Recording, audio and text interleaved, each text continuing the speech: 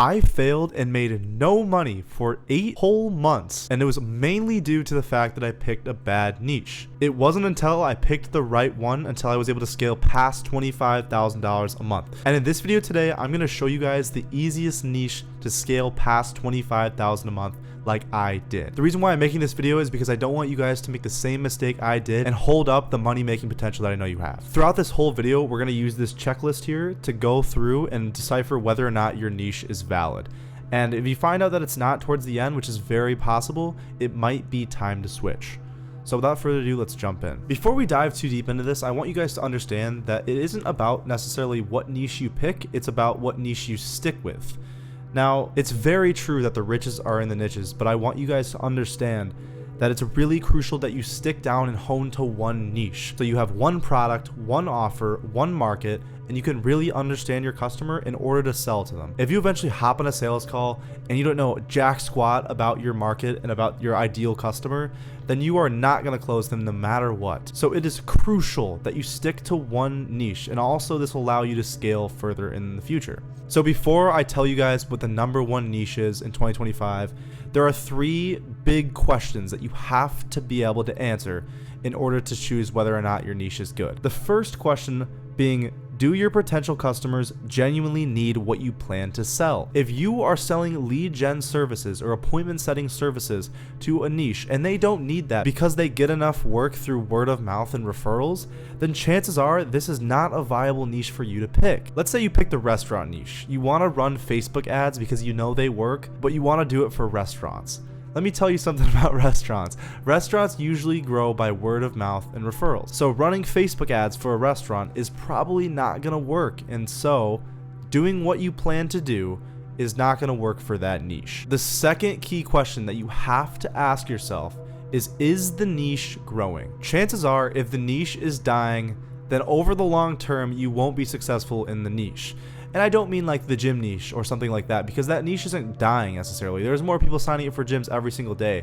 Like, what I mean is the actual market behind the niche, right? You have a niche which is a subset of a specific type of people in a bigger market. And if your niche is newspapers, then I'm sorry to tell you, but they are dying out. And so that is what I mean by is the niche growing. So far, do your customers need what you plan to sell them? Second of all, is the niche growing? And the third and most important question, in my opinion, is can this niche afford high ticket prices? People will go to the end of the earth to basically pay something if they know it's going to make them a lot of money in return. For example, if you had an opportunity to buy a Lamborghini for $10,000, a Lamborghini worth like $300,000 for $10,000, but you had to come up with the money in the next like week or two, I guarantee you would find a way to do it. Maybe not legally, but you would find a way to make the money. And it's the same thing with niches. However, it is much easier to grow an agency if they can already afford high ticket prices. I was in the gym niche for 8 months. That was the niche that I was in for where I talked about in the start of this video. And no matter what I did in sales and how my perceived value was, I was not good enough to present myself as valuable enough where they would actually go to the end of the earth to actually pay for my services. Gym owners on average don't make as much money as, say, someone in real estate, right? And so the thing is that no matter what I did, I would charge hundreds of dollars, not even thousands of dollars, hundreds of dollars, and they wouldn't go with me. So what can we learn from this? Having a niche that can afford high ticket prices will make your job and your life a hell of a lot easier. And that's why you want to go with a niche that has a higher income potential. So those were the 3 key questions I need you guys to ask yourself when deciding and picking a niche. Before we talk about the best niche in 2025, I want to quickly rapid fire some other questions that you should ask yourself in order to help you decide whether or not your niche is a good one in the first place. So first things first, are you even interested in the niche? Like, I can't tell you the amount of people that just pick a niche because they know it's good, yet they don't stick with it for a long enough time to actually see solid results before they switch because they don't care about it. When you are interested in a niche, you will have this deeper desire to actually learn more about your ideal client and your customer, which will inevitably lead you to get more sales and more success. For example, if you're truly passionate about homes and you like the idea of making living spaces comfortable and you have a lot of cool furniture and you're passionate about making homes just like making houses homes, then maybe home improvement would be a good fit for you. Maybe the outdoor living space would be a good fit for you, or like remodeling, right? The next question is there people in the niche actively succeeding? This isn't as important of a question because no matter, with enough time, you will be able to succeed. But if you can see that people are already succeeding in the niche, then it's a really, really good sign that you actually want to go with it. Because if there's a proof of concept there, then there's ways you can learn and strategies you can take in order to speed run the process. If you're going into a blue ocean niche and there's zero stuff on it and nobody's in it, nobody's succeeding, then I'm sorry, but the time between where you are right now and where you want to be when you want to make more money is going to be a long, long time. And so it's really important that you find a niche that already has some kind of proof of concept where people are already printing money online with. A few more questions you might want to ask yourself is there a gatekeeper in the niche? I've had a lot of people that I know try the HVAC niche, and the problem is that all these companies have gatekeepers, and these guys that are starting these agencies don't have money to rip on ads yet.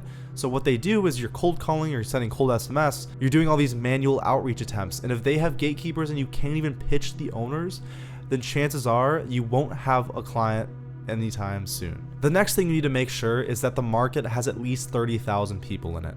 If the market is literally like a few hundred people, then it is a bad idea. Like that is a super small amount of leads. Imagine you're trying to mega blast 800 SMS a day to sign a bunch of clients, and there's only 800 people in the entire niche. You would get through it in a day. So you have to make sure that there's enough people in the market where you can sell to. Usually for most industries, this won't be a problem at all, but it's something to think about. The next thing I recommend asking is, do you understand the niche, or does it make sense to you? We get paid in accordance with our understanding of the niche. So it looks like that. Now, when you're just beginning to understand the niche, you're not going to get paid very much, but as soon as you start to understand it better, it jumps exponentially and you'll get paid a lot more.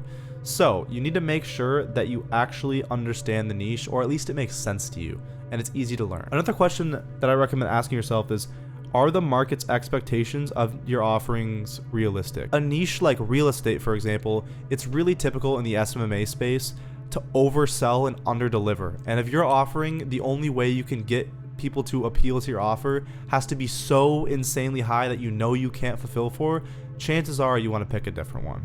Another thing you can ask yourself is your offer replicable? Like, can you replicate it multiple times and you don't have to change every single thing for every single client?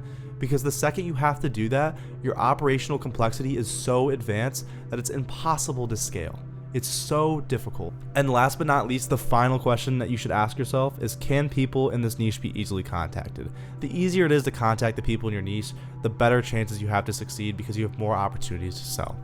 So I hope you enjoyed this little checklist, and now let's dive into what I think is the best niche in 2025. Now, I scaled my agency in roofing. Roofing is a great niche. Now, there's a lot of people getting into roofing, so I don't necessarily recommend getting into roofing, although it's really, really proven and really successful. Now, what I want to tell you is that I think you should go with a home improvement niche, a niche where people make a lot of money doing various things for homes, and where project sizes can be up to like $250,000. If you can go into something like remodeling or roofing or outdoor living or even lawn care, there's a lot of things you can do in the home improvement space to succeed very, very greatly. I have friends printing money in every single niche you can think possible, whether it's med spas, whether it's printer shops, whether it's tree care, whether it's car detailing. I have pressure washing. I have so many friends in all these niches that are all making much over $50,000 a month. All you need to do is pick a niche, one, go through the checklist in this video to make sure that it's a viable niche for you, and 3, stick with it. Because if you switch niches, you're starting at square zero.